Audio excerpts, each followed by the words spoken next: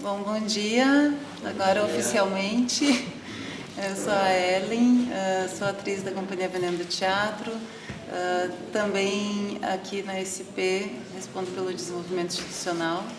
E hoje a gente está aqui na mesa com o Bartolomeu de Haro, que é diretor do espetáculo Hello Édipo, ator também, e com a nossa ilustre convidada, a Isildinha Batista, que eu acho que todo mundo já conhece. E eu vou ler rapidinho o seu brevíssimo currículo, né? Porque ela faz muita coisa e, né? Então, a Isildinha é mestre em Psicologia Social pela PUC, doutora em Psicologia Escolar e Desenvolvimento Humano pela Universidade de São Paulo.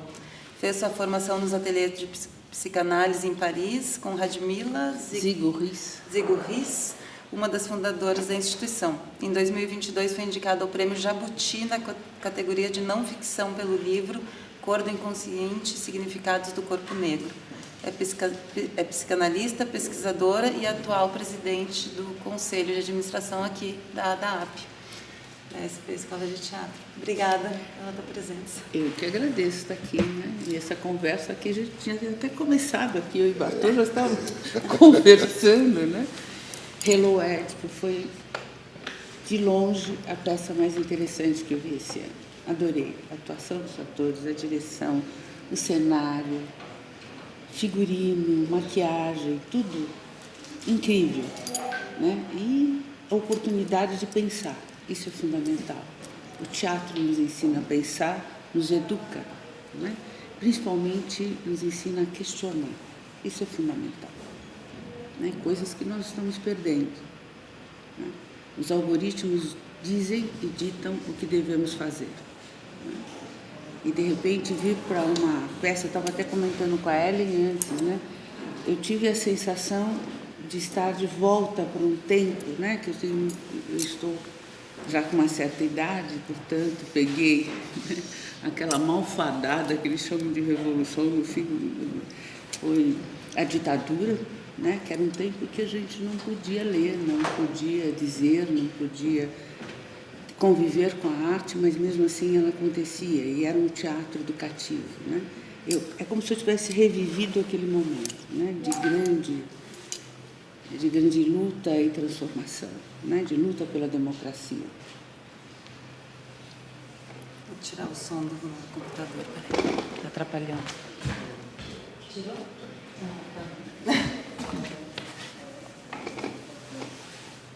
E não sei se você quer fazer alguma introdução. É uma honra estar com a Isildinha aqui, com a Ellen, com todos vocês, pela tua trajetória, por tudo que você representa. É muito importante esse momento aqui para nós. Isso aqui nós vamos levar adiante. O espetáculo que a gente está fazendo, desculpe, ele foi feito com tanto carinho, com tanto empenho, tanta investigação, que atrai algumas pessoas como a Isildinha para nós aqui. E vocês que estão aqui conosco. Isso para mim é muito importante, porque a voz dos anônimos é muito importante nesse espetáculo. É um grupo de amotinados que decidem, em dado momento, tomar de assalto uma instituição e contar uma história da sua maneira, com seu jeitinho, mas de uma maneira muito responsável. Então eu fico muito contente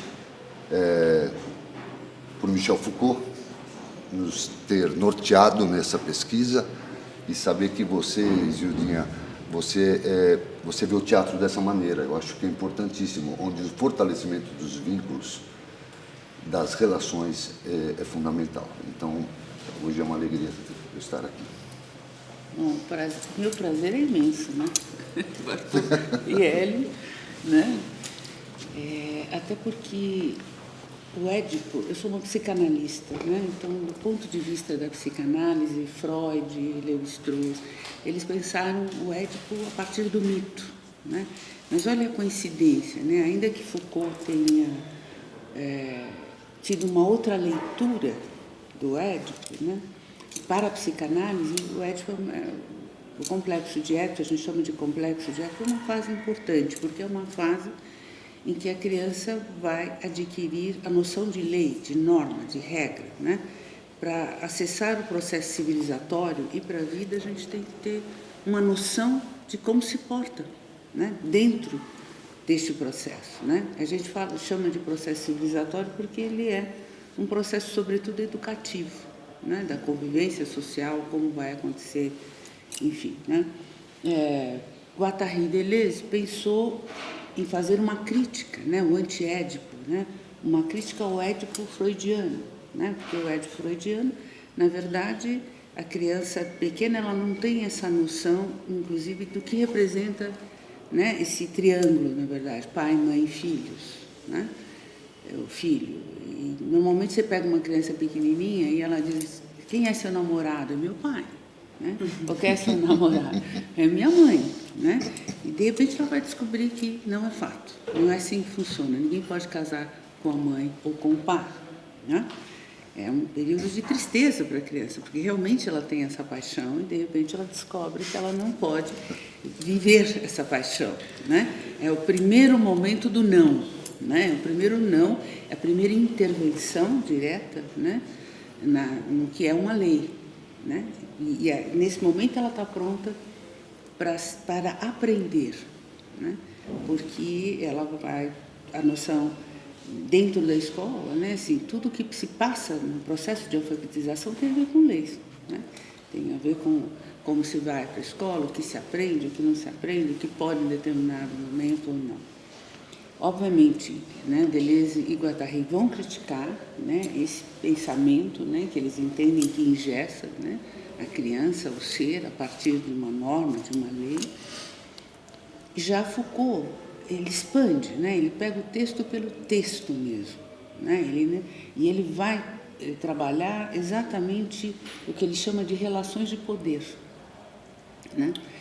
Tanto faz se o Édipo matou a mãe, o pai, não é isso que interessa para Foucault, né? Eu acho que inteligentemente ele pega essa noção de vida em sociedade, né? E as relações de poder que se estabelecem. Foucault separa poder e Estado. Para ele, Estado, né, tem a ver com a estrutura social, né, o Estado em si, né? E outra coisa é o poder, como ele é instituído, como ele é trabalhado, como ele é visto, né? E uma coisa importante na peça que ficou muito claro isso, né? Muito claro mesmo. Eu já tinha visto o Édipo no teatro muitas vezes, mas nem sempre ficava tão claro. Como o Édipo entra, né? Ele é quem investiga e é quem pune, é quem julga. Né? Ele é o poder. Né? Assim, ele estabelece o poder e o poder vem através da coação. Né?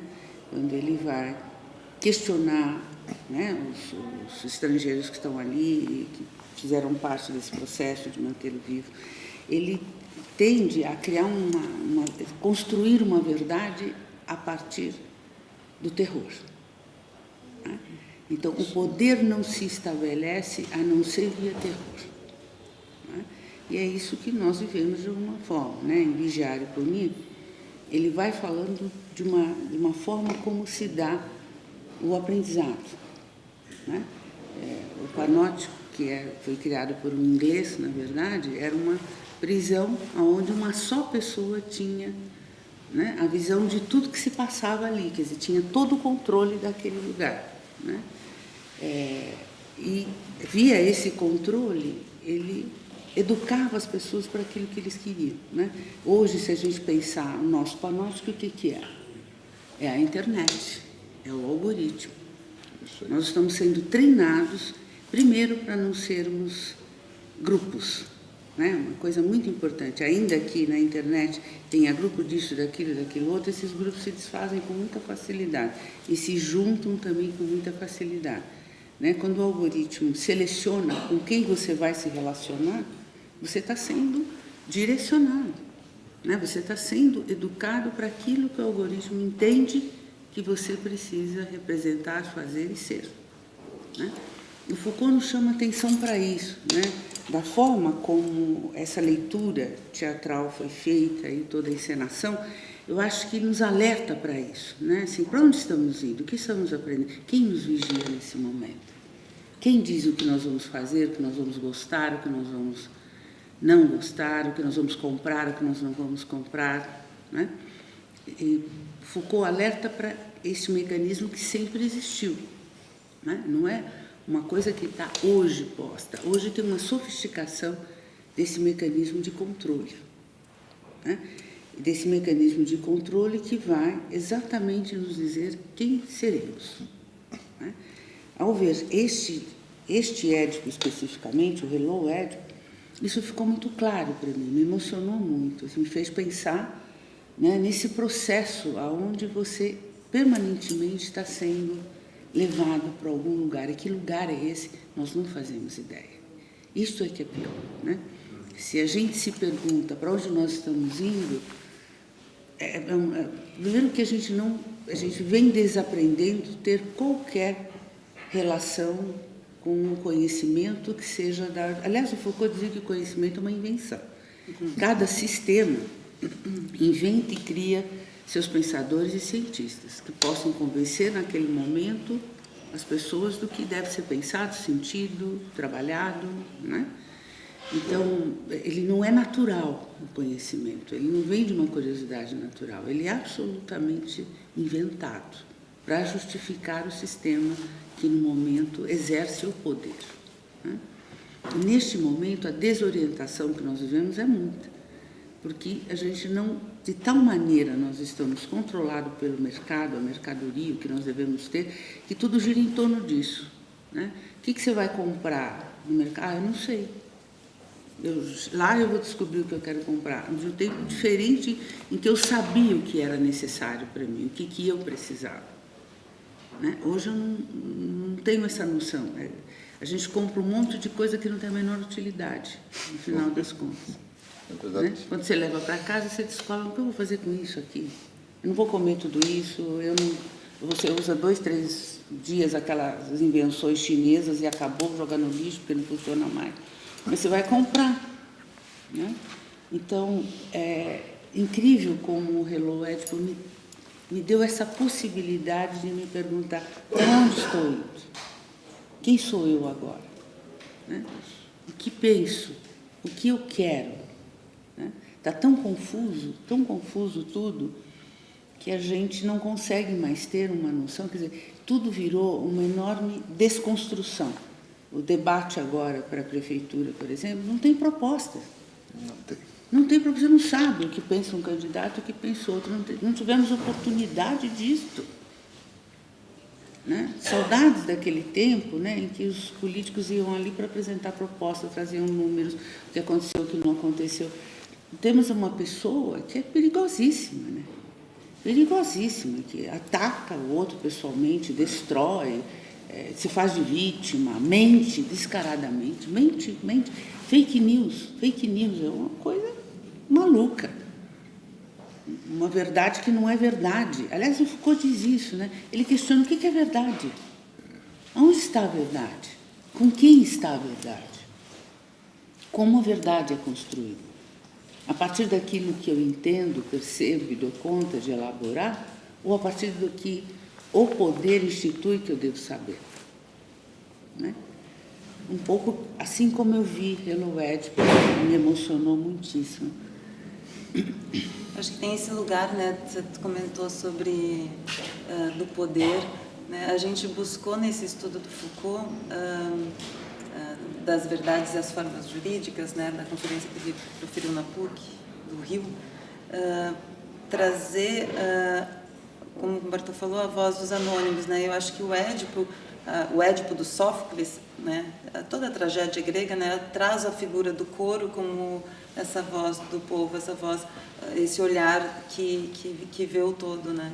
E eu acho que o Bartô nessa adaptação dramatúrgica, a gente até brinca, eu acho que o pessoal de dramaturgia, que foi além de uma adaptação o Hello Édipo. Não é só uma adaptação do Sófocles, né? Porque ele é quase um dramaturgismo que você cria, trazendo esses olhares, né? Onde coloca não só a figura do personagem Édipo como o centro, né? O centro da narrativa, mas traz aí os mensageiros, o coro, todos têm o seu depoimento, né? E daí isso um pouco pautado no estudo do Foucault. Eu queria, seria um erro eu não buscar uma compilação de outros autores e colocar dentro dessa obra também, para eles oferecerem o seu olhar, porque o problema do Édipo, que você colocou muito bem colocado, ele não escuta o coletivo, ele não está em conexão com o coletivo, ele tem conexão com a sua procura. Isso leva a erro. Então, isso também cria uma sensação, como você falou dos algoritmos hoje, de bem-estar, mas, na verdade, você está escravo de uma situação. Você aparenta que está tudo indo bem, mas não está. Ele é um herói, ele é um cara que resolveu os enigmas, é um cara importantíssimo, rico, né, poderoso, mas ele, ao invés de escutar o que a coletividade está falando, como você agora já fez o link com o debate político aqui, os caras estão falando outra coisa, eles não estão falando com a gente, eles estão numa outra sintonia. O Édipo também faz isso, e ele obtém os seus depoimentos, o inquérito que ele propõe, é sobre tortura. É sobre tortura absoluta. Medo, né? Então, instaura o medo e, a partir disto, né, eu não consigo mais pensar. Eu paraliso porque o receio é sofrer a dor, é ser castigado. Né? Então, eu acho que a partir do momento que você coloca um grupo de atores e eles... na verdade, eu sempre coloquei para o grupo todo uma coisa que para mim era muito importante. Nós não somos esses personagens. Nós somos um grupo de amotinados, mascarados, que não têm a identidade. A ideia do motim era essa daí, para poder gerar uma encenação. Mas a gente pode se apropriar desses personagens. Então, nós também, enquanto povo, nós podemos nos apropriar dessa visão crítica, desse discurso, dessa possibilidade de falar o que nós queremos falar. Eu acho muito importante, até nas peças mesmo que eu já fiz de Shakespeare,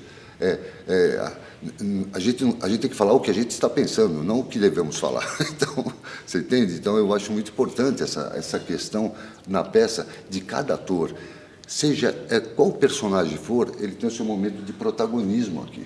Ele tem uma conversa com a plateia onde ele protagoniza uma situação. Eu acredito no teatro, e vou passar já a palavra de novo para a Isildinha, no teatro onde cada cena, cada momento de um ator conversando com o público ou expondo uma retórica importante, já é uma peça completa, já é uma peça inteira. A união desses depoimentos e desses diálogos dos atores constitui uma obra maior, que faz a gente pensar, a peça é viva, ela está aberta. Sim, sim. Não é um texto, né, que não se atualiza. Sim. Até porque as tragédias, né, a arte se fundamenta ou ela é criada a partir desse ser humano mesmo, da noção de humano. Né? Então, por isso que tem eco até hoje, mesmo que seja um texto produzido antes de Cristo. Sim. Né? Diz, sobretudo, da condição humana. Né? E nós somos isso, né? Assim, esse poder tirânico que o Foucault vai denunciar, né? É possível que esteja em nós também, esta fantasia, a partir de um processo de identificação. Né? Eu não vou exercer, mas eu escolho alguém que possa exercer por mim. Né? E isso é perigoso. É muito perigoso. Isso é muito perigoso. Muito perigoso. Né? Porque eu acabo fortalecendo, né, exatamente alguém que representa toda a minha possibilidade, né, de produzir a violência, o medo, a coação. Né, é uma estratégia muito perigosa. Sim, sim. É uma estratégia muito perigosa. Estratégia perigosa. Porque você não localiza de onde está vindo a coisa. Não. Então, quando você vê, você já foi tomado por ela. Exatamente. Você está sendo utilizado para poder fazer isso daí. Eu acho muito importante isso aí que você falou. Muito. E somos conduzidos, né? Assim, esse desejo, né, de sermos seres completamente livres. Né? Foucault vai dizer, não somos. Não somos. Não somos. Agora, Isildinha, eu queria falar para você uma coisa da peça que você falou quando você assistiu. O destino pode ser alegre. Pode. Né? Eu acredito nisso, acho que sou bem poliana. O destino pode ser alegre desde que a gente tenha exatamente a noção, né, e a consciência de não sermos levados, né, a sentirmos, a expressarmos sentimentos que não nos diz respeito, né? Mas a gente está ali, né, sendo, de uma certa maneira, vigiado, né, e, portanto, levados a construirmos, né, toda essa falta de entusiasmo, né, que nós temos hoje, um certo movimento depressivo em relação à capacidade da humanidade de reagir ao que está sendo posto, né, e um descumprimento total, né, do que é regra, do que é norma, do que é lei, né? A lei, a regra e a norma, ela não necessariamente em si ela é ruim, né, porque vida em sociedade demanda, né, respeitarmos a liberdade do outro também, né? A minha liberdade termina quando começa a do outro. Sim. Né? É preciso que a gente tenha mínimo de respeito ao que é o outro, né? Mas o que nós vemos hoje acontecer, apesar de falarmos mais abertamente as coisas, já não temos a mesma dificuldade de pensarmos as relações humanas, não estamos nos relacionando com aquilo que nos traz um certo prazer. A gente está sempre extremamente aborrecido e frustrado, porque não tem a ver com aquilo que nós efetivamente gostaríamos de exercer ou sermos, e nem percebemos isto, né? O que é pior, não perceber isto, né? Que nós estamos deixando de poder nos expressarmos dentro das nossas próprias possibilidades, né? À medida que a gente está sendo educado pelo algoritmo, né? Quando o algoritmo nos coloca em grupo, cria uma ilusão de que nós temos amigos, né? Uma vez um paciente me disse, eu tenho 3.000 amigos. Eu falei, nossa, não tem nenhum, né? 3.000 amigos não tem nenhum, né, gente? Ter 1 ou 2 já é difícil, Poxa, porque as relações são difíceis, né? Mas para estabelecermos relações afetivas, amorosas e laços, a família é uma coisa complexa, né? Demanda, não é que alguém diz eu tenho 3.000 amigos, não tem nenhum. Então é uma ilusão. Veja o que nos acontece, né? A ponto de que as pessoas, se não tiveram likes, elas deprimem. Mas like de quem? Quem são essas pessoas que dão like? Ou que põem lá os emojis? Quem são essas pessoas que você não conhece? Você não sabe quem é, você não convive, né? Então veja o que nos está exatamente vindo e acontecendo, uma desconexão, né? Que grupo nós somos? Somos nesse momento levados à violência total. A gente é capaz de sair e barbarizar na rua e sem entender por que está barbarizando. Eu tenho receio disso danado. Então, é para se assustar, né? Agora, a gente não pode desacreditar, né? Quando a gente vê Hello Édipo, a gente tem um chamado de que vamos pensar. Isso. Aqui nós somos um grupo, aqui nós estamos vivendo as nossas emoções, entendendo nossos movimentos internos, o que nos acontece. No dia que eu vim, eu me sentia parte do espetáculo, né? As idas e vindas, as dores, né? O se matar, né? Assim, o andar cegamente, né? A Marguerite Yourcenar fala uma coisa bonita sobre o Édipo, que está aqui, né, no flyer, né? O Édipo era um cego, né, andando, né, com uma venda nos olhos e, de repente, ele arranca os olhos, né? Quer dizer, não dá mais para se ver nesse lugar onde ele tudo podia, né? Quando esse lugar não mais aconteceu na vida dele, ele é expulso e, ao mesmo tempo, vira uma pessoa que está andando sem rumo, né? Porque se orientava pelo poder. O poder era a coisa mais importante da vida dele. Nem foi, segundo a perspectiva Foucaultiana, não foi matar o pai e levar a mãe ao suicídio, a se matar, enfim, né? Era o poder que o alimentava. Ele estava distante dos vínculos e das relações na visão Foucaultiana, né? Era o poder, o exercício desse, né, desse prazer de se ver acima de qualquer coisa. Afinal de contas, onde estavam os laços, onde estavam as relações? As relações se estabeleciam, ele arrancou a verdade de duas pessoas através do medo, né? Que o Foucault chamava de verdade das duas metades, né? Ele juntava os dois depoimentos e aquilo formava uma verdade produzida através do terror. Que verdade é essa? Né? Será que nós não estamos vivendo nessa perspectiva? Né? Foi o que eu me perguntei desde então. Né? Será que a gente não está dentro dessa perspectiva, né? De sermos usados, manipulados, né? Controlados naquilo que nos dizem o que deve ser prazer? Não tem nada a ver com a gente. O que deve ser prazer? Muito importante isso que você está falando. Né? Prazer é ter um cartão black, poder, um limite, sem limite, aliás, né? Entrar numa loja e comprar um belíssimo carro, uma joia. Estamos sendo educados para isso. Todas as propagandas hoje de cartão de crédito, cartão de banco, eu fico pensando, será que a vida de todo mundo é assim? Porque a minha não é, né? A minha eu vou fazer conta, pagar boleto. Nossa. Acho que é de todo mundo, né? A gente não tem essa possibilidade. O que é pior ainda, né? Agora tem negros nas propagandas, coisas que não tinha. Eu pensei, mas de onde são esses negros, né? Que tem essas contas fabulosas. Olha o perigo disto, né? Passar uma imagem de que nós, negros, que vivemos à margem uma vida inteira, hoje podemos comprar uma Ferrari com cartão, um apartamento XPTO. Tem uma outra propaganda que vai dizer que basta postar no tigrinho que vai chegar... Vai chegar. Olha só. E o que está acontecendo com a história do tal do tigrinho? Pandemia, tragédia. Tragédia. Sim. Tragédia. As famílias gastando o dinheiro que era para pagar suas contas, seus boletos e comprar comida, estão lá acreditando que é uma poupança, o que vai ganhar de... Vejam o risco e o perigo. Né? Suicídio de pessoas que perderam tudo. Tudo. Né? E alguns milionários exibindo na TV, na internet, achando graça nessa história, sai da cadeia na roupa XPTO, no carro YZ. Você fala, meu Deus, antes de ir para a cadeia era um problema moral, ético. Né? Hoje não é mais. Um influencer entra e sai como se não tivesse acontecido nada na vida dele, isso não representa nada. E nós aqui, né? Assim, que não temos cartão black, que não vamos pagar boleto, fazer conta, o que nós vamos comprar, o que nós vamos deixar de comprar. Não pertencemos a isso tudo, mas somos levados a pensar que isto é que é a vida. E aí a gente deprime, porque a gente não tem essa vida.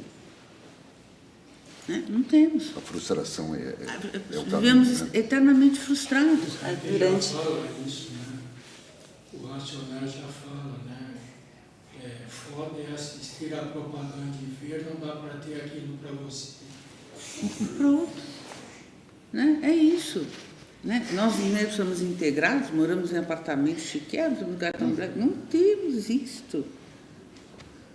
A gente, durante a pesquisa, né, eu não me lembro o nome da pessoa, era um psicanalista também, que ele falava que a gente sofre, é uma angústia, né? A gente sempre acha que tem uma festa, que daí é a fala que a gente colocou no Tiresias, né, Silvio? Né? Fala aí pra gente. Na sociedade atual tem uma enorme sensação de invisibilidade. Todo mundo acha que ficou fora de algo, mas não sabe exatamente tudo. O quê? É como se sempre existisse uma festa imperdível em algum lugar, mas que ninguém conseguisse encontrar o local. Não, ninguém te convidou também, né? Você Então, se ninguém sente se fora. sentiu nada, Ninguém né? te convidou para tal da festa. Você fala, mas tá ela rolando lá. a festa, Tá mas eu não rolando, vou. mas eu não vou. Só eu não vou. Isso aqui. Né? O que é pior, só eu não vou. Vai todo mundo e eu não vou. Né? Eu não estou lá. Né? E aí eu vou ficar infeliz, certamente. Né? Até porque as relações de porta a porta, de vizinhança, também acabou. Você não conhece o vizinho da porta do lado, do seu prédio, do seu apartamento. Não dá. Eu tenho 36 anos no mesmo prédio e não conheço 10% da minha vizinhança. Olha só isso. Né? Olha só.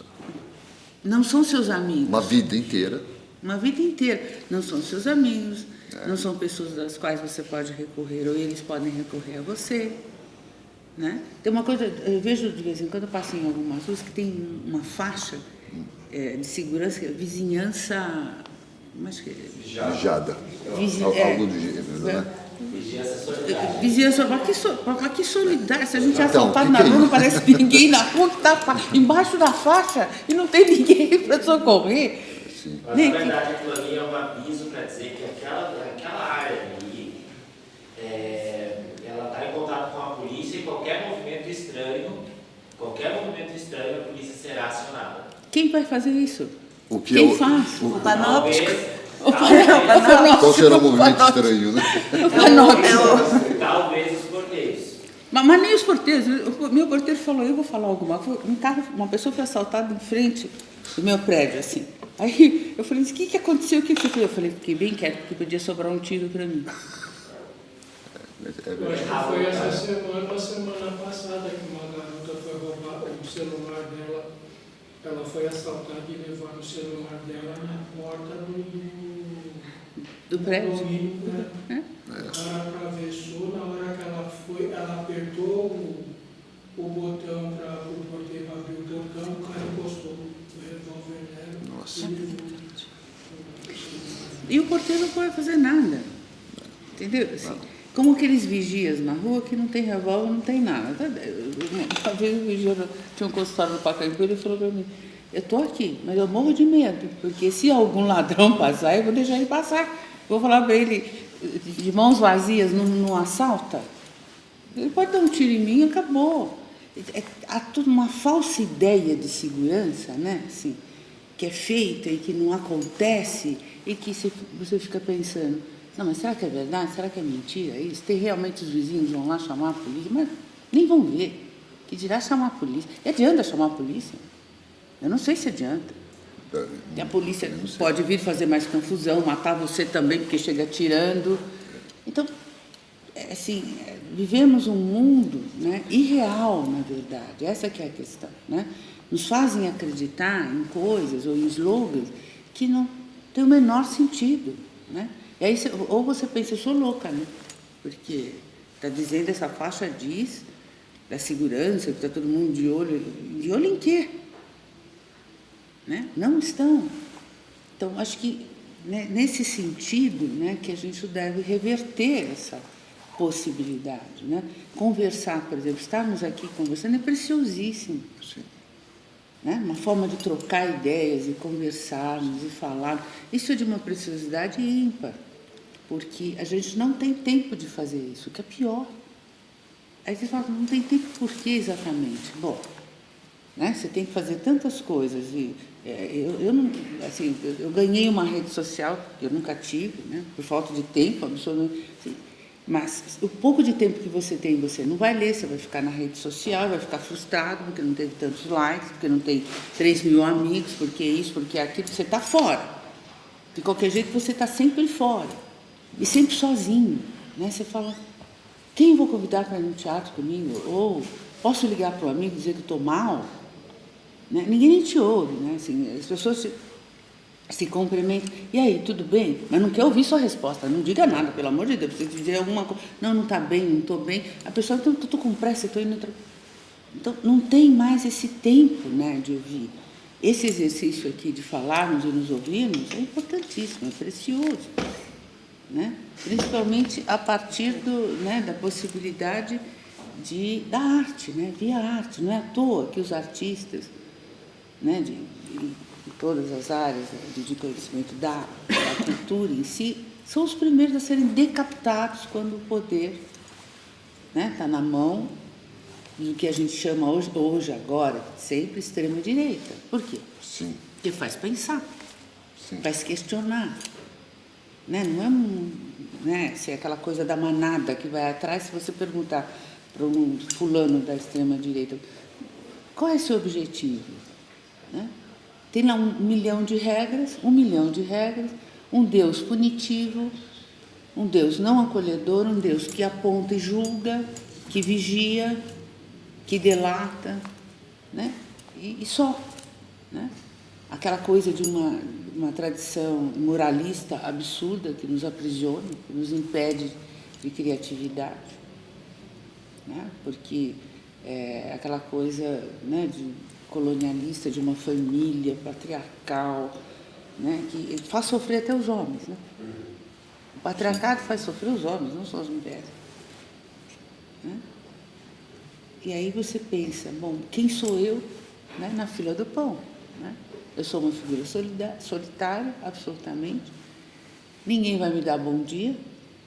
Né? E olhe lá. E quando você quer dar bom dia para um amigo ou alguém todos os dias, a pessoa fala, Você está com algum problema? Você quer falar bom dia todo dia? Você tem algum problema? Né? A gente só quer desejar um bom dia para o outro, nada mais do que isso. Hoje em dia a gente abre os grupos já dizendo, pelo amor de Deus, não manda bom dia, Não nem manda boa bom noite. dia, nem boa noite. Entendeu? Não é? Virou comum, né? Né? Você só quer falar bom dia, quer desejar um bom dia para o outro. Tem algum problema? Né? Você tem alguma questão? Então, a gente não tem espaço. Né? E Foucault nos alerta para isso. Né? Nos alerta para essa falta de espaço. Né? Liberdade do quê? De atacar, de mentir, de fazer fake news, de enganar, de matar os milhares por falta de vacina, de fazer desacreditar a ciência. Né? Tem uma certa ciência que realmente a gente precisa desacreditar dela, mas tem também uma ciência, né, que preserva a vida, né, que faz com que a gente tenha um caminho, uma vida refletida, pensada, desejada. Né? Se eu pergunto para alguém no consultório, né, mas o que você quer? A pessoa não sabe responder. Não sei. Por que está tão infeliz também? Não sei. Não sei o que me faz tão infeliz. Isildinha, eu queria falar uma coisa. Você falou que quando você assistiu o nosso espetáculo, você se sentiu como parte.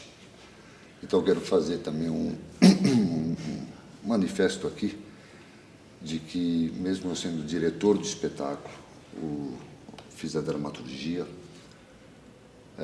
os atores, os atuantes dessa peça, eles são muito especiais. E eles fazem a peça. Não é porque essa relação de poder, eu encaminho uma organização para que eles façam.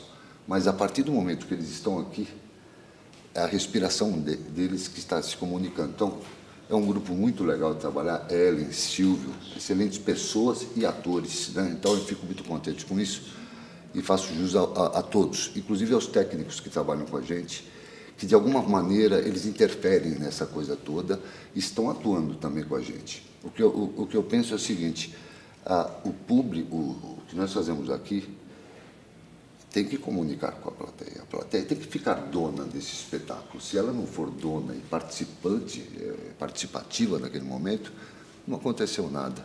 Então, seria até uma forma, sabe, uma contradição da nossa parte, se a gente se unisse aqui para fazer uma coisa aqui e deixar para lá o resto. Não.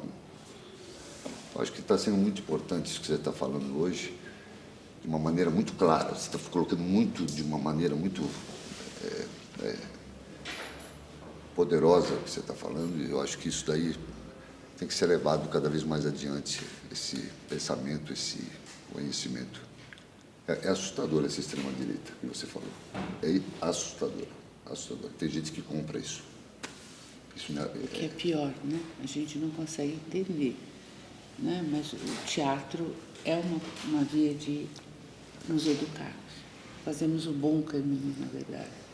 Estarmos juntos, né? Porque o teatro não é como a televisão, que uma cena pode ser feita, né, 500 mil vezes e se muda e se põe a luz XPTO. No teatro é aquela luz, é aquele momento, é aquele dia, é aquela pessoa que vai te fazer viver, entrar dentro dessa persona, que pode ser eu, que pode ser você, que pode ser o outro, pode ser qualquer um de nós. Né? A pessoa e a persona no teatro se juntam. Né? É uma só. Né? Como na vida também nós somos pessoas, né? Porque atuamos em vários campos, né? Trabalhamos, somos donas de casa, somos mães, somos avós, somos pais, somos avós, né? Então temos vários papéis também na vida, né? E ter esse discernimento, né? E esse aprendizado de convivermos com as nossas emoções, né? No dia a dia. A Ellen fez um papel belíssimo dela, né? De Jocasta, ela estava linda e ela é linda, né? Então, mas naquele dia, né? Foi diferente de ontem, quando aquele dia era aquele dia. Né? É isso que o teatro nos proporciona, nos sentirmos pessoas, né? Entrarmos em contato com as emoções. né, com a fala do ator, ela entra e fica. Né? E aí a gente tem a mesma emoção quando a gente está dentro, né, aqui na plateia, e a gente olha para o ator naquele momento, o que ele sente, a gente sente também. Se ele chora, a gente chora de uma certa forma, se ele ri, a gente ri. Né? Então tem essa troca, né? Tem essa possibilidade de lidarmos com as nossas emoções. Aliás, o Félix Guattari, que era uma figura especial para mim, ele dizia: o teatro é o divã do pobre. Ah, que maravilha. É o divã do Que pobre. maravilha. Né? O Maravilha. teatro é o momento em que você vai para ele, você ri, você chora, você tem medo, né? Você se vê sensual, você se vê sem parceria, você se vê num par romântico, você se vê rompendo. E poder viver essas emoções, né? É poder se ver dentro delas. Né? E como que a gente reage a isso? Né? O Félix dizia isso: o teatro é o Isso é divã do maravilhoso. pobre. É maravilhoso. Os gregos sabiam disso muito bem. Oh, Sim. Tragédias que eram feitas ao ar livre, aqueles teatros enormes. então, olha, eu queria falar uma coisa, Silvio, que é importante, eu acho. Nós vamos continuar nessa investigação, viu, Isildinha? Vamos continuar com esse Que bom. processo de trabalho, porque o espetáculo ele não se finaliza aqui. O espetáculo continua em cada um de nós que assistimos uma peça ou que estamos fazendo uma peça, ele continua, ele prossegue com cada um, sendo o seu próprio autor do desdobramento do que aquilo ocorreu. Então, eu acho isso muito legal. Esse é o teatro que eu quero. Eu não quero um teatro pastiche, eu não acho bacana, eu acho... É livre, cada um faz o que quer e vai assistir o que quer, mas tem que ter essa voz aqui também, que é importante. Então, é muito trabalhoso a gente adaptar, fazer toda noite essa parafernália que a gente constrói aqui nesse espaço aqui que o Cerrone fez tão maravilhosamente bem, porque ele falou uma coisa, ele falou assim, o Cerrone falou uma coisa muito importante: esse espaço aqui é o espaço do ator. Eu não posso pôr um monte de coisas aí que o ator não vai transitar. Então, nós vamos continuar assim. Mas Que narra, bom, é um alívio, né? Mas narra, né? Eu acho que narra uma história, né? Eu acho que a peça, a gente foi se constituindo também, a gente foi pegando elementos, é um trabalho de pesquisa de muitos anos, né? Mas a gente foi recheando, não só com o trabalho dos atores, mas também da cenografia, do figurino, da sonoplastia, enfim, da iluminação, de elementos que não são visíveis ao público, que a gente não conta como eles surgiram, mas que eles acabam emanando energias, né? Então, assim, a gente tem esse piso que é uma garatuja infantil, que de verdade é uma garatuja infantil, feita por uma criança de 3 anos, que a gente só amplia. A gente ampliou, né? né? E isso nos alimenta também como atores, né? Fala. Tem tantas possibilidades interpretativas, né? Sair da peça Os Homens. E aí, citando 3 questões, né? A primeira é que no dia que eu assisti sobre essa questão do teatro momento, né, efêmero, tinha um médico na plateia. E foi justamente a pessoa que foi perguntada assim, qual o seu nome? E a pessoa se chamava Édipo. Você acredita, já quando eu pergunto Aconteceu no final, aqui. era um Édipo. Havia um Édipo na Aí plateia. eu estava com um amigo do lado, e pouco antes dessa cena acontecer, eu falei, amigo, somos todos Édipos. Sim. Isso. Um Édipo em mim. Aí passa Isso. alguns minutos, aí o cara fala, aí eu ofereci, eu falei, será que ele é muito Édipo, faz parte da peça? Porque no momento que a gente pensa assim, somos todos Édipos, mas chega no momento da peça e fala, Somos todos Édipo. Somos todos. somos todos Édipos. Somos. O Hello Édipo é você falando para você mesmo. Hello Édipo em mim. Se inaugurando essa possibilidade desse tirano que pode estar acontecendo e você não percebeu. Esse pedaço, né, dessa efemeridade, nesse momento, nesse dia específico, tinha um Édipo na plateia que realmente era um Édipo. Impressionante. Verdade. Fazia parte. Não fazia. E eu estava em casa conversando com meu marido e a gente estava falando sobre liberdade. Aí ele falou, eu sou uma pessoa livre. Eu falei, será? Como, né? Como? Como assim? Eu acho que a gente vive em busca de certas liberdades, né? Sei lá, somos livres para ir e vir, mas quem pode ir, quem pode vir, para onde pode ir, para onde pode vir. E aí, às vezes a gente entra em alguns debates e aí sempre fica assim, tudo é tudo, não é nada. Porque a gente sai esmiuçando e a gente começa a explodir a cabeça. Mas também é importante dar nome às coisas. E o terceiro ponto, tudo isso vindo de uma peça, né? Que também, como as nossas vivências acabam tendo interpretações, às vezes, pessoais direcionadas. E como uma pessoa travesti, e ter essa questão, né? Que tudo a gente inventa, tudo a gente cria. E como as coisas que desviam do que é criado precisam ser apagadas por aqueles que criaram. E é dentro desse ideal, né? Dentro da travestividade, a gente não busca a cisgeneridade, né? Então, por exemplo, eu sou uma travesti que não usa um cabelo humano. Eu sou uma travesti que tem o que muitas pessoas identificam como barba. Então, esse é o ideal feminino, eu preciso ser fina, eu preciso ter cabelos longos. Então, existem muitas pessoas travestis que passam durante o processo e buscam esse ideal, essa idealização. Isso também existe, conversando com outras mulheridades, dentro da cisgeneridade, né? Que para poder ser mulher eu precisaria ter certos traços, ser dessa forma, caminhar desse jeito. E é como se perpetua diferentes graus em diferentes camadas da sociedade. Mas no final somos todos. Somos todas. Por que a gente não pode ser a mulher que quer ser? Porque se tudo a gente inventou, o conhecimento é criado. Se fosse como se fosse essa frase que eu falei, a gente inventou tudo. A gente inventou tudo mesmo. Então, Né? A gente inventou até a forma de se matar, né? De se reprimir. Aí entra na questão do poder, né? Quem pode? Quem pode, né? Quem que vai trazer a sua invenção como invenção que representa a verdade? E que verdade é essa? Né? Por que você não pode ser a mulher que você quer ser?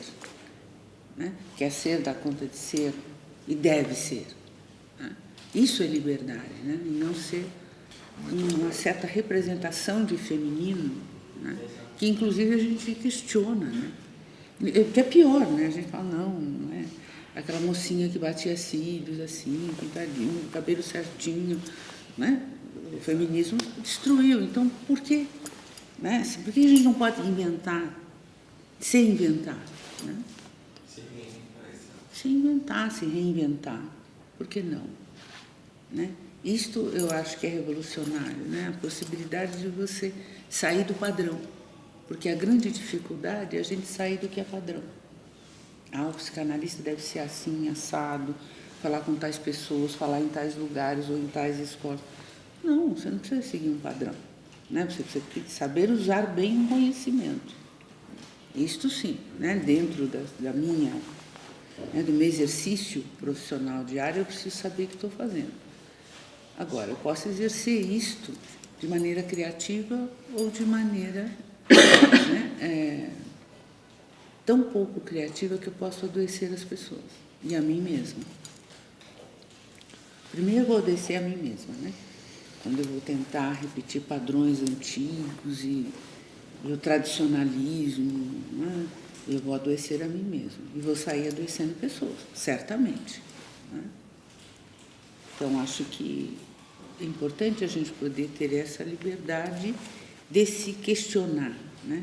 É difícil a gente se ver absolutamente livre, porque nós somos seres absolutamente vigiados. Já é punido, né? E isso implica que tem alguém naquela tal torre lá, no panóptico, né? É demais isso, né? Uma visão geral, né?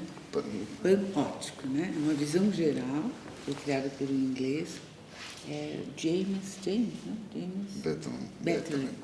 A personificação da criação de Deus, né? Onipresente, onisciente, em todos os lugares, né?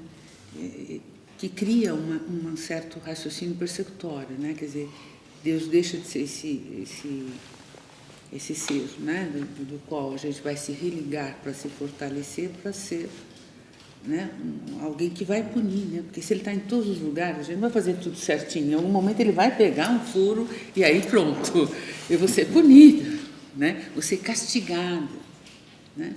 É exatamente isso, né? Quer dizer, no panóptico acho que tem um mimetismo com a figura transcendente de Deus, nesse sentido de ele está ali para te vigiar, não faça errado, é pecado, você vai ser castigado. Né? Quer dizer, esse Deus que não acolhe, né? Esse Deus que não socorre, né? Mas esse Deus que vai estar ali vendo o que você está fazendo, até que você está no banheiro, ele sabe o que você está fazendo. Eu gosto muito que na adaptação que o Bartô faz alguns prólogos, né? E daí ele coloca justamente Adão e Eva dizendo, né? Eu não quero mais. O homem é maior que Deus, né? Porque daí faz essa conexão com o Édipo, né? Sim. O Édipo acha que ele é o poder, né? E a gente vai criando camadas até chegar, né? Mas quando a tragédia entra, ela nos engole de tal forma, né, Silvio? A gente vai, é um rio. A peça começa. Desculpa interromper. Não, imagina. A peça começa, eu fiquei sempre, o que está acontecendo? Porque a gente vai tentando atribuir significados, né? Significado, a linguística, aí a sociolinguística. E aí, quando você vê, você está mergulhada na tragédia.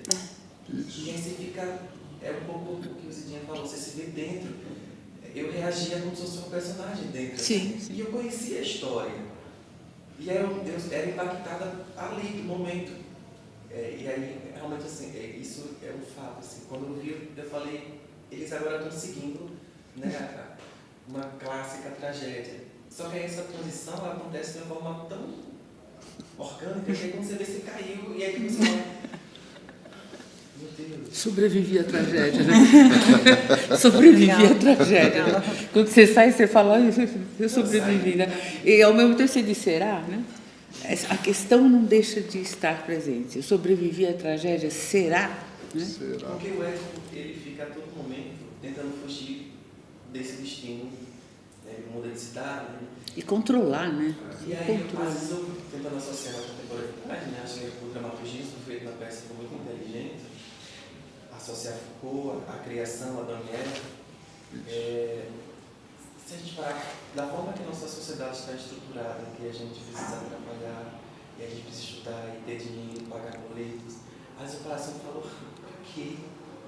Às vezes eu surto assim, eu fico, qual o sentido de tantas coisas, como você iniciou falando, né? Você vai no mercado, vai comprar o quê? Dizer, eu sei preço no mercado. Às vezes você está passando em frente a algo que te chama a atenção, você entra, você não sabe por quê. Esses códigos, né? Esse algoritmo que inclusive é muito psicológico, né? Totalmente. Eu vi um texto que falou sobre a questão das cores nas propagandas. Nada é aleatório. Psicologia da arte. Exato, isso é muito interessante. Como o vermelho da sede, o amarelo da fome. Tudo para controlar, né? Tudo para ter a gente sob controle. Por exemplo, tipo McDonald's, já tem um arranjo na cor, que é o vermelho, que é para te chamar a atenção, mas ao mesmo tempo já te dá uma sensação de saciedade. E o espaço é tão exíguo que você não se sente confortável de ficar mais tempo ali. É comer e sair. De tão diminuto que é o espaço. E aquele vermelho na tua cara está dizendo que você não precisa empanturrar e ficar 2 horas para lá, 2, 3 horas comendo. Mas você tem que voltar. Você tem que ser fiel àquele lugar. Né? Essa que é a questão. Você não pode ir numa outra lanchonete que faça pão com um hambúrguer. Né? Você tem que ser Big Mac. Né? Então, isto que a gente precisa estar atento, né? Para onde nós estamos indo, afinal, né? De que forma nós estamos indo, né? Essa versão do Édipo, particularmente, me trouxe essa possibilidade de entrar, como você disse. Você também sentiu isso, né? Que de repente, quando terminou, eu saí um pouco cansada, assim, como se eu tivesse atuado junto. Eu pensei, será que agora a gente vai no banheiro tomar banho? Porque os atores vão, né? Todos pintados. Será que dá para relaxar um pouquinho? Eu tinha essa sensação assim, eu estava com o Ivan, que é um querido, a gente estava saindo, fiquei meio confusa, assim, será que é lá ou a gente tem que tomar banho, trocar de roupa? Porque eu me senti dentro da atuação, né? Assim, eu vivi isto, né? E me lembrei muito do Félix dizendo isso, né? Quer dizer, fazer análise é um processo de entrar em si e perceber suas emoções, né? Saber como você se sente, como você elabora. E é exatamente isso que me aconteceu, né? Eu me senti atuando, então, junto, vivendo o que os atores viveram, e aí eu queria também fazer o que eles iam fazer, se trocar, tomar banho, tirar maquiagem, né? Porque eu estava ali, né? Dentro daquele processo, né? Eu falei, nossa, eu não sou aqui, né? Eu não sou essa pessoa, não sou outra pessoa, eu estou na plateia. Eu fui pensando essas coisas, né? E quando eu cheguei na minha casa, eu fiquei pensando, né, sobre essa coisa do que é essa autoviolência que a gente pratica contra a gente mesmo, né? Assim, a saída do Édipo ou é o poder ou é nada, né? E a gente às vezes faz isso com a gente, né? Quer dizer, ou eu tenho tudo isso que me é incutido ter, ou então eu vou me matar. Eu vou me drogar até morrer, eu vou exagerar, eu vou me suicidar efetivamente. Que é isso? Não aconteceu o que eu queria, então eu vou me eliminar. Falei, nossa, que horror. Né? Esse é o grande horror que a gente vive hoje. Né? Quer dizer assim, não temos, então a saída é morrer.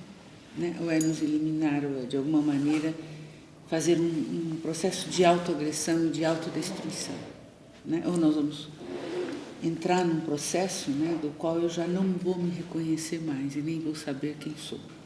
Mas é muito difícil não perpetuar, não se sentir frustrada.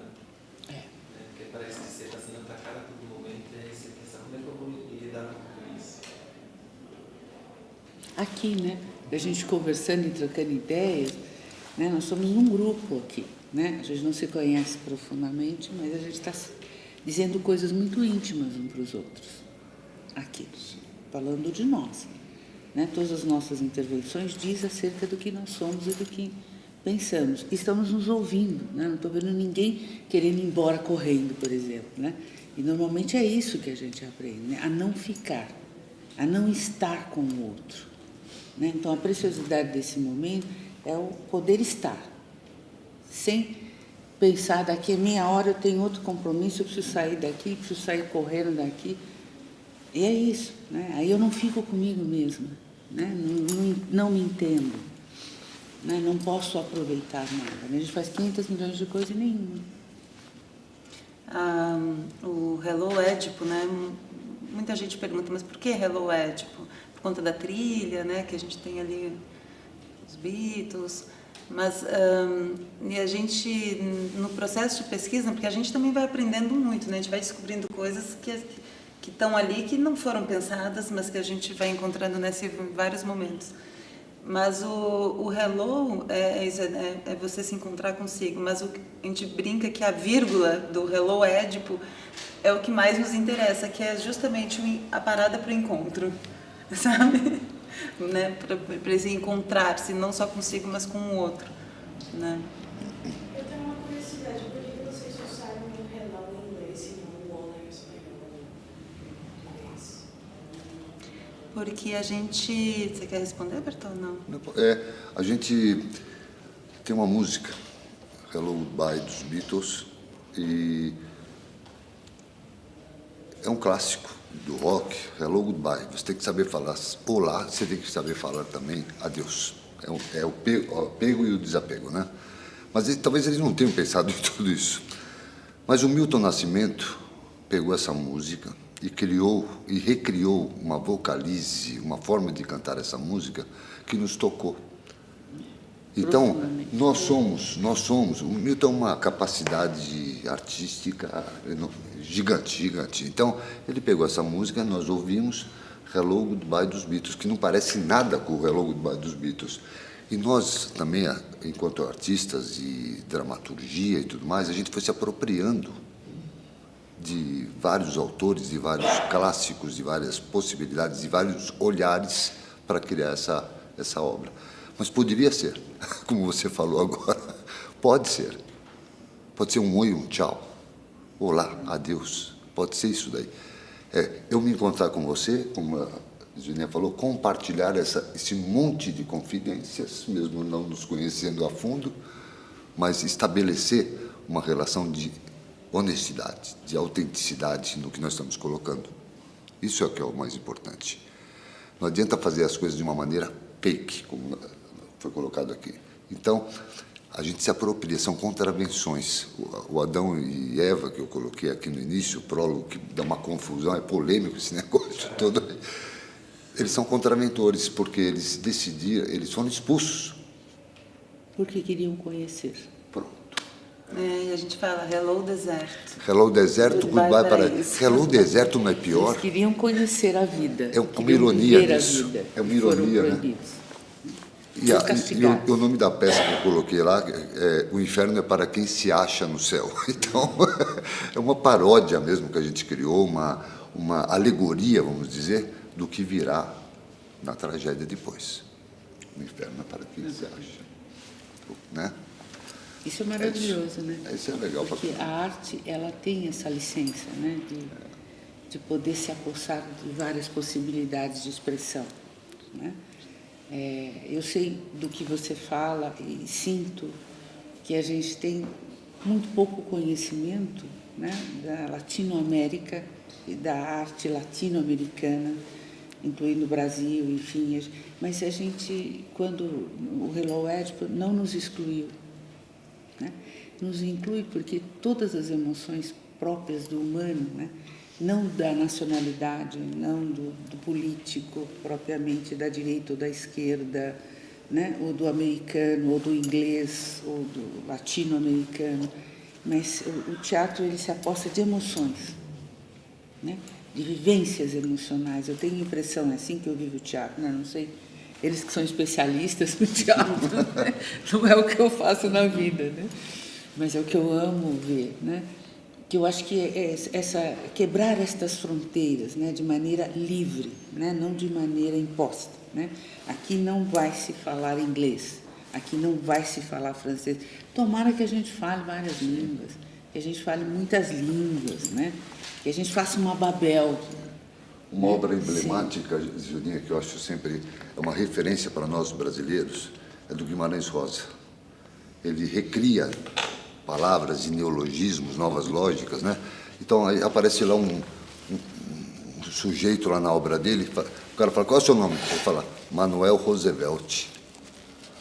Ele pega todos esses lugares, né? E transforma, subverte. É uma beleza aquilo, aquilo é uma capacidade. Então, a gente joga com muitas coisas aqui nessa peça, porque ela é, na verdade, uma compilação de conhecimentos. E a gente só foi organizando isso daí. E o conhecimento, né, é uma coisa estranha, porque ele é inventado, né, e à medida que ele é inventado, ele nos permite criar, recriar, reproduzir, né, ele nos permite tudo isso, né. Então, o teatro tem esse poder, né, a arte tem esse poder de criar uma linguagem própria, de misturar linguagens, né, especialmente esse roteiro do Hello Édipo, eu acho que tem essa... quando eu li, né, que eu peguei o flyer, Hello, eu falei, nossa, é para mim, é diretamente para mim, eu lá, como é que você está? Você está bem? O que você vai fazer? Chega Hello. mais, Gildinha. Hello, chega mais, fulano, chega aqui, né, vamos falar de você, né? Esse divã, né, que a gente pode ocupar em grupo, ainda que singularmente. Né? Ainda que na nossa vivência pessoal, na nossa estrutura, na nossa história, né? É maravilhoso, né? Nem todo mundo pode pagar um processo de análise, mas as pessoas podem ir ao teatro. Que bom. Falasse de linguagens, e uma das coisas muito poéticas que eu achei, sem dar spoiler, foi aquela parte do audiovisual com os nomes. Qual? Rua Édipo. Rua Édipo. Rua Eu Édipo. estou tentando não falar muito para não... Pode dar spoiler. Spoiler. Pode, Pode manda falar, ver, porque não tem- fala tudo. Você não tem spoiler, eu não tenho spoiler. Nós somos o que somos. Que assim, não é uma questão de 3 segundos. Você vai vendo e nem eu tenho noção de que existia tanto. E tem muitas mais. E aí eu fiquei assim, eu falei, gente, lá na minha cidade eu sou de Sergipe. E a gente tem um bairro só com os nomes das cidades do estado. E a gente tem um bairro só com os nomes dos estados brasileiros. Então, você vai ter um bairro só com o nome dos municípios do estado. Certo. E um bairro só com o nome dos estados. Então, tem a Rua Sergipe, tem a Rua Bahia, tem a Rua São Paulo, e tem o nome dos municípios. Então, Rua Neópolis, Rua Aracaju. E aí, no aula de sociolinguística, a minha professora ela comentou sobre isso.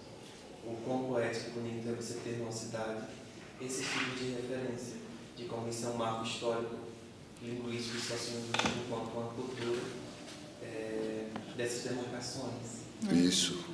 E aí, quando eu vi isso já me associou direto e eu falei, gente, que interessante. Eu vou te falar uma coisa. Quando eu fui captar as imagens para fazer aquilo, do audiovisual, né, dos endereços, a Rua Édipo é praticamente dentro de uma favela, numa comunidade, certo? Então, eu fui lá e filmei porque eu achava legal colocar aquilo lá. A Rua Grécia, nos Jardins, em frente ao Shopping Iguatemi, ali e tal. Mas eu vi lá na favela uma organização muito legal do que estava acontecendo naquele domingo de manhã. Uma festa que eles estavam organizando. Era muito cedinho, então começando a organizar uma festa para as crianças. E na Rua Grécia, que eu fui no mesmo dia, saindo de lá, em frente ao Shopping Iguatemi, eu vi um monte de gente pegando comida no lixo e comendo a comida que estava no lixo. Então eu falei, peraí, que caldeirão estamos vivendo aqui? Foi. Né? É tudo ao mesmo tempo.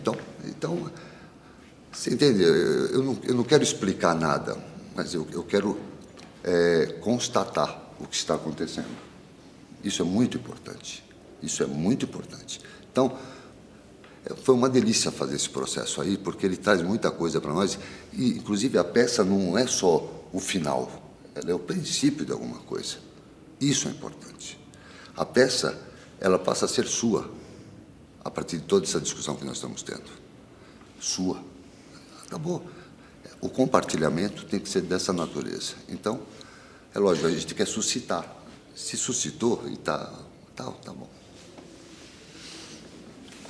E como suscitou, né? Eu já posso finalizando aqui? Pode. Desculpa, Isilda, mas eu quero te falar uma coisa, com toda a minha sinceridade e minha honestidade. É uma honra ter você aqui. Você tem um conteúdo muito facilitado. Você nos facilita o conhecimento, da forma como você coloca. Eu tenho muita dificuldade, eu sou um cara eminentemente teatral, eu gosto dessa linguagem toda aqui a gente se vira bem, mas você coloca a coisa de uma maneira, uma sabedoria que me sensibiliza, isso que eu queria dizer a você, isso facilita o meu conhecimento. Estou falando de mim, e acho que cada um pode externar.